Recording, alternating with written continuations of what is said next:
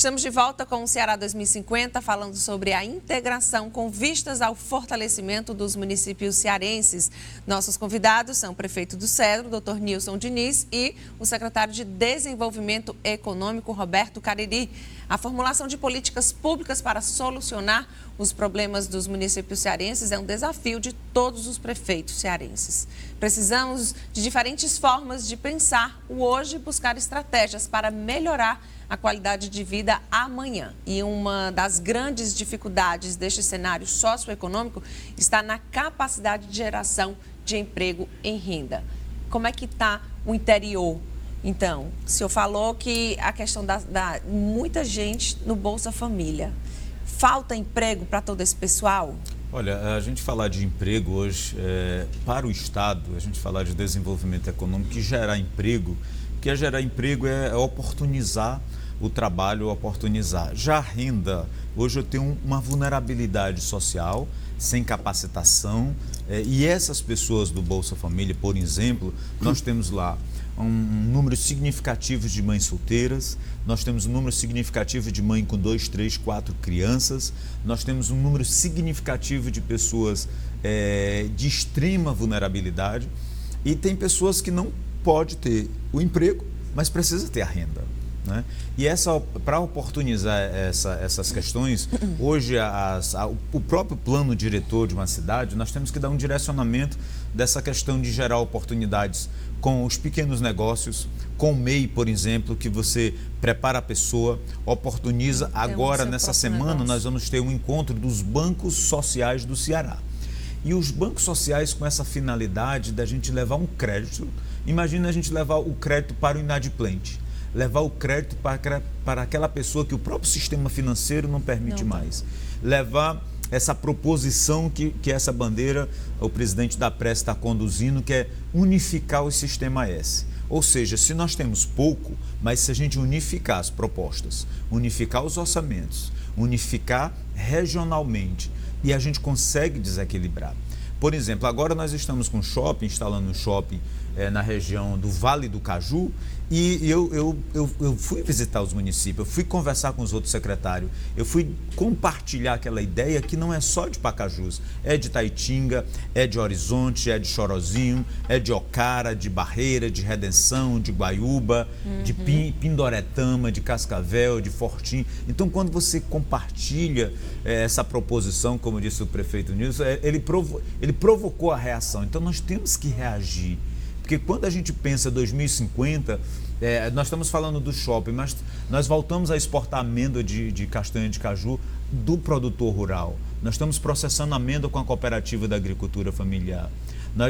Vamos processar agora suco de caju. Nós temos a Jandaia, a maior empresa de suco de caju do país. Mas agora nós temos um pequeno investimento com o governo do estado, com a associação produtiva, com o desenvolvimento agrário, com a agricultura familiar produzindo suco de caju. E isso são mecanismos que a gente tem que compartilhar para gerar essa oportunidade. E se eu não buscar isso, agora nós temos a Casa do Mel, nós temos a bacia leiteira, nós temos a queijaria, nós temos a floricultura, nós temos a produção de outras frutas como o piqui na região do Cariri, né, que pode ser um expoente daquela micro-região. Nós podemos ter a siriguela, nós podemos ter o abacate, que são plantas sazonais no Ceará, que eles são competitivos fora. Nós fizemos agora um projeto chamado Cadeia Produtiva do Caju, né? E o Rota do Caju, que nós direcionamos isso, que hoje o Ceará, 50, 70 municípios produzem caju, e aquele quilo de caju que ia para a indústria por 43, por 48 centavos, nós conseguimos viabilizar para que esse caju fosse pago por R$ 4,80, por R$ 5,00, por R$ 5,20 o quilo do caju. Agora nós tivemos que ir lá para a ponta, fazer isso na CEAGESP em São Paulo, fazer isso na região metropolitana de Brasília, de outros cenários, e preparar, que foi colocado, que se a gente não capacitar, não dizer como a gente vai colher esse caju, como nós vamos transportar, como nós vamos armazenar, quem fabrica as embalagens, quem faz essa cadeia produtiva integrada, e a gente se comunicar, que eu acho que essa é a palavra, intervir, se comunicar e pensar juntos, nós podemos superar essas dificuldades. e eu acho que a geração de emprego e renda não é nada fácil um prefeito hoje estar falando, porque, como disse aqui no início da conversa, a gestão dos emprego e renda vem exatamente com os vereadores, com o processo político, com os presidentes de partido, e tudo isso, quando o prefeito assume, já gera um peso de gestão. Como eu vou dividir algo que eu não tenho? Eu não tenho renda, eu não tenho PIB, eu não tenho desenvolvimento. Então, eu gosto muito de uma frase que o prefeito de Pacajus fala, que é o Bruno Figueiredo. Ele disse, quando as pessoas falam que a gente está avançando, ele disse, eu não consegui fazer nem 3% do que eu desejo. Então, ele puxa muito para baixo os números e, como disse o prefeito Nilson aqui, Nilson, falando dos 2% dele, então a gente tem que se indignar, reagir para a gente fazer isso em 2050. O Ceará está nesse rumo hoje, em 2019, em função de muitas indignação de um passado recente que colocou o Ceará nesse rumo. Quando a gente fala, que a gente já falou também, quando a gente faz esse diagnóstico dos municípios, das regiões, talvez fique mais fácil olhar para aquilo, capacitar, como você acabou de falar, e trabalhar e dando oportunidade, capacitando os moradores, os agricultores, enfim, para trabalhar de acordo com a necessidade com que vai dar a renda. Esse é um grande desafio, porque é o seguinte, eu acabei de falar de uma quantidade grande de jovens que estão sem trabalhar e sem estudar. Que a escola regular ela já não consegue trazer esse jovem para si. Atrair. Tá certo? O que é que faz? Que políticas nós iremos fazer? Tá certo? O Roberto falou numa coisa importante que a pressa está trabalhando, que é de mostrar ao Tribunal de Contas do Estado e todo o Sistema S que a gente precisa criar uma segurança jurídica na contratação do Sistema S como uma grande mola que possa levar capacitação para jovens agricultores, porque as pessoas estão ainda num passado onde hoje não se concebe mais você querer fazer qualquer coisa sem você ter um mínimo de conhecimento. É preciso você ter o máximo de informações possível para que aquele seu empreendimento dê certo, seja o que for. Ele já citou aqui dezenas deles. Então precisamos criar uma condição, né? Uma política onde o governo possa pensar, né, nesse bolsão de pobreza que nós temos, na extrema pobreza. Que público é esse? O que é que nós podemos fazer? E também com relação a esse jovem. Eu acho que são dois segmentos que precisam ser vistos. Porque ele muda de canto, né, prefeito? Não, ele está aqui jovem hoje, depois ele está lá. Tá lá. E aí depois está no tráfico, está na violência. Então, o que nós queremos é criar essas oportunidades. Eu acho que o Sistema S é um das pontas. O Estado pode também criar alguma coisa semelhante, alguma coisa que a gente possa fazer uma intervenção nesse processo. Precisamos trazer esse jovem para dentro de uma escola, não uma escola formal, né? Uma escola formal como ele já saiu, mas uma escola que possa fazer com que ele possa ser capacitado para alguma atividade relacionada ao seu lugar e à sua capacidade e o potencial daquilo ali. Então, é preciso repensar isso. Os municípios, eles têm, com relação ao que você colocou no início, tem uma ferramenta que nós estamos levando para os municípios, e depois que eu vi essa lei da governança interfederativa, a lei complementar que o governo fez, um dos instrumentos é o consórcio. E nós, desde o começo da nossa gestão agora, nós estamos trabalhando, incentivando aos municípios a trabalhar a questão dos que a gente chama consórcio multifinalitário. Porque a gente tem, normalmente os consórcios nossos, eles são únicos, é o consórcio da parte do lixo, ou resíduos, né? Do resíduos sólidos, ou o consórcio da saúde. Nós estamos propondo um consórcio que eu acho que encaixa muito bem com a lei da governança federativa, que é o consórcio multifinalitário, onde você poderia, em cada dessas 14 regiões, fazer um consórcio que ele pudesse abranger várias atividades. E, naturalmente, isso poderia racionalizar custos, né? Custos que são comuns. Vou só dar um exemplo aqui, o que seria. Eu posso trabalhar na saúde, na educação, escolheria lá quais seriam os temas que são mais comuns aos municípios, Roberto, a todos. Vou dar só um exemplo. Hoje existe uma obrigatoriedade dos municípios fazerem a conservação da iluminação pública. Então, é obrigado o município fazer. Foi colocado né? E os municípios são obrigados a fazer essa municipalização agora desse serviço. Então, nada mais justo do que eu pudesse ter numa região, ao invés de cada município fazer um processo licitatório, né? Um município pequeno, né? Um município com 10 mil habitantes, ele tem que contratar, e ali aquela empresa tem que ter um custo fixo. Se a empresa trabalhar um dia na semana, ela resolve o problema do município. Então, ela vai passar os outros dias fazendo o quê? Nada. Certo? Então, isso tem um custo de escala, né? Então, seria interessante que a gente pudesse, num consórcio desse, Roberto, de maneira provocação muito boa, multifinalitário, a gente pudesse ter uma empresa contratada pelo consórcio para que, por exemplo, você pegar 5 municípios, então, segunda, terça, cada dia ia num município, resolveria o problema dele. O custo fixo, né, seria diluído nisso aí, naturalmente, com uma diminuição dos custos para trabalhar isso aí. Então, é uma proposta da Prece para a gente poder repensar essa forma de trabalhar de forma coletiva. Eu não vejo outro caminho para o Ceará, né, que a gente não possa fazer isso. Essa provocação, eu só lhe coloco, me perdoe aqui, nós estamos agora esse mês, há uma semana atrás, nós fizemos um processo chamado consórcio apícola, unificando os produtores de mel de 14 regiões, de 14 municípios. Os 14 municípios, nós temos aproximadamente 14 casas de mel. Das 14, só tem 2 que está regulamentada a exportar, ou seja, tem 12 com impedimento, sem rastreabilidade, sem legalidade, sem legitimidade comercial, correndo o risco de impedir toda a região daquele comércio.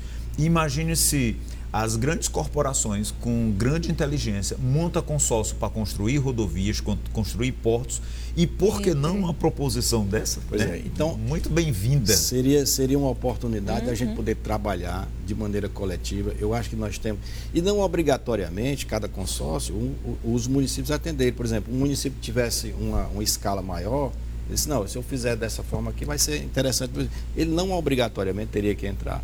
Mas, com certeza, aqueles pequenos municípios, eles teriam interesse. Eu falei num exemplo, mas tem muitos exemplos que poderiam ser colocados, e a gente não tem que fazer um consórcio para o mel, um consórcio para o leite, um consórcio para outra coisa, enfim. A gente pudesse fazer um consórcio onde, ali daquelas 14 regiões, supor, na região que tivesse 20 municípios, 10 municípios querem trabalhar esse tipo de consórcio, 5 municípios querem trabalhar uma outra linha, 7 municípios, enfim, eles podem se reunir da maneira que for adequada e cada um poder trabalhar e a gente poder fazer um trabalho coletivo pensando nessa questão de racionalizar os nossos poucos recursos. Então, eu acho que isso seria uma maneira extremamente salutar para o desenvolvimento do Ceará, e eu gostaria, né, ao final aqui das minhas palavras, já que nós estamos no final, é que o governo pudesse entender e pudesse a gente pensar que no futuro, né, a gente quer que o Estado seja mais igualitário, né, que essa diminuição dessa diferença que existe, região metropolitana das outras regiões, hoje Fortaleza e a região metropolitana é quase que um buraco negro da economia, levando tudo para cá. Então a gente precisa desconcentrar e aí nós precisamos fazer com que o governo repense uma forma, com a participação dos municípios, os municípios possam ter um papel mais proativo, né? Não ficando apenas como figurante, né? Como figurante ou apresentando pires para poder receber política pública. Nós precisamos fazer uma nova roupagem e eu acho que o Ceará está começando a se preparar para esse novo momento, sabe? Apesar da gente já estar no final do nosso governo, mas no ano que vem, mas eu acho que o Ceará precisa repensar isso aí de uma maneira coletiva, regionalizada, para que a gente possa trabalhar um Ceará 2050 para o futuro com muitas diferenças sendo aplanadas, né? Onde a gente possa conviver com a extrema pobreza num patamar mais aceitável, né? Onde esses jovens que estão sem trabalhar e sem estudar, eles possam encontrar uma outra porta de abrigo, que eles possam encontrar uma maneira de poder sobreviver nesse meio tão difícil que a gente vive, né? Tá certo? Então, a gente como agente do municipalismo acredita que há muitas oportunidades para se entrarem, que a gente pode realmente, com o governo do estado, eu acredito muito que o governador Camilo ele tem essa sensibilidade, até a própria abertura, né? A inclusão, diálogo, né? a inclusão das universidades dentro de processos de construção disso, né? As universidades deixando de lado aqueles seus muros e indo para os problemas reais dos municípios, ajudando para que a gente possa encontrar a solução. Eu vejo com muito otimismo isso aí, sabe? Apesar das muitas dificuldades que a gente vive, mas eu vejo num momento de discussão muito rico. Eu acredito, eu pelo menos sou otimista que a gente vai chegar lá. Com certeza. Temos que ser. O caminho está... É verdade. É esse, né, Roberto? Eu vejo assim, essa colocação, o otimismo, eu sei que eu sou uma pessoa, o desafio é diário, né? E a minha atividade, eu sou um produtor rural, é um desafio muito grande a gente ser produtor rural. E principalmente no semiárido. Eu fiz parte dessa discussão do Ceará em 90 e vejo o Ceará hoje 30 anos depois e fico encantado com esse desafio, como colocou o prefeito, o presidente da Prece, dessa discussão de trazer a universidade, trazer esse projeto 2050 sem identidade, é um projeto do Ceará, né? E o governador Camilo tem essa sensibilidade e nós temos muitos prefeitos, tem uma cabeça bacana para fazer isso. E eu acredito dessa disposição de fazer, desses mecanismos, e se a gente consolidar uma parte dessa preocupação que foi colocado aqui por outros companheiros que vêm a essa discussão nessa ideia do seminário do 2050, eu acredito que a gente avança muito. Se a gente pensar um pouquinho como foi o euro, que levou 5, 6 décadas para consolidar aquela proposição que vai vencer agora em 2022, né? Então isso leva tempo, mas precisamos agir hoje para que o amanhã, né, as causas do amanhã, como eu disse o prefeito, a gente não tem uma causa tão dolorosa quanto as de hoje. Mas eu acredito também nessa ação positiva. Nós estamos, eu assim, tenho muito orgulho de morar, de viver, de trabalhar pelo Ceará. E o Ceará é esse orgulho que está provocando o Nordeste, com essa diferença da gente ver e poder fazer mais com menos. Eu acredito que nós temos que fazer muito mais com menos recursos que nós temos que fazer. O programa de hoje termina por aqui. Agradeço a participação do presidente da Prece, Associação dos Municípios do Estado do Ceará, Nilson Diniz, prefeito do município de Cedro, e do presidente do Conselho dos Secretários Municipais de Agricultura, Desenvolvimento Econômico e Tecnologia, Roberto Cariri, também secretário do Desenvolvimento Econômico de Pacajus. Agradeço também a você pela audiência e lembro que também é possível acompanhar o Ceará 2050 pelas redes sociais. Facebook/Ceará 2050 e tem o Instagram, @Ceará 2050. Tchau, até o nosso próximo encontro.